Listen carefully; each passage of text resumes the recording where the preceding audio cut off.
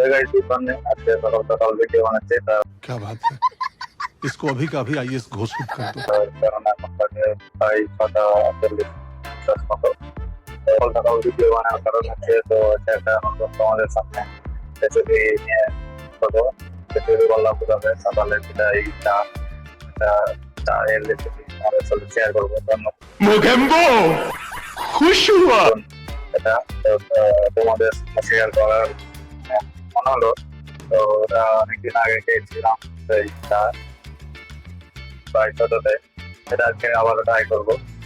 সেটা তোমাদেরকে আগে খেয়ে নিয়ে আসি কিসের দুধের আজকে চা বানাবো। চলো দুধটা ধুয়ে নিয়ে আগে দেখবো কিসের দুধের আজকে চা হচ্ছে। চলো চলো।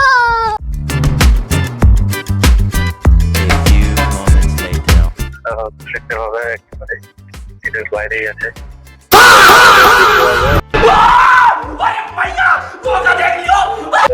তাহলে দুধ দিয়ে চা হবে, দেখতে থাকো। মাতারি গো ভাই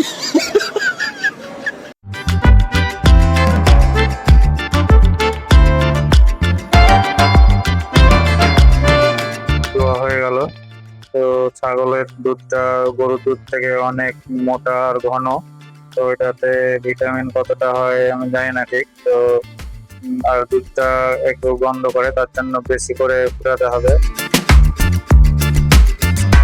একটা তেজপাতা আর দুটো এলাচ দিয়ে দিলাম, আবারও একটু ভালো করে ফুটিয়ে নেবো। ফুটানো হয়ে গেল, এবার চায়ের পাতা দিয়ে দিলাম আর একটু পরে দিব চিনি।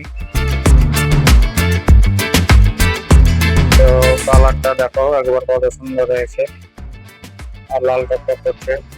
তো গরুর দুধে এরকম কালার আসে না। তো এবার দিয়ে দিলাম চিনি, আবারও একটু ফুটিয়ে নেওয়া ভালো করে।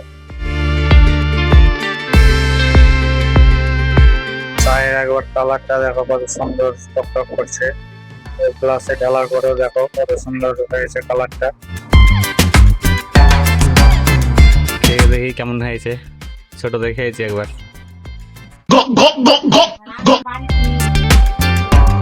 কোনো কিছু বোঝাই যায় না, এটা ছাগলের দুধ।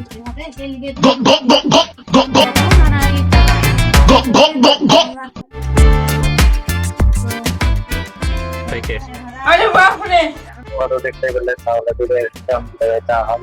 আমাদের থেকে বাইরে ছাগলটাকে অবশ্যই ট্রাই করে দেখবে,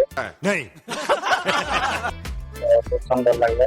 আর তোমরা কমেন্টে বলো আগে কি জানতে যে ছাগলের দুধের চা হয় এরকম কালার হয়। তো অবশ্যই কমেন্টে বলবে যারা যদি খেয়ে থাকো।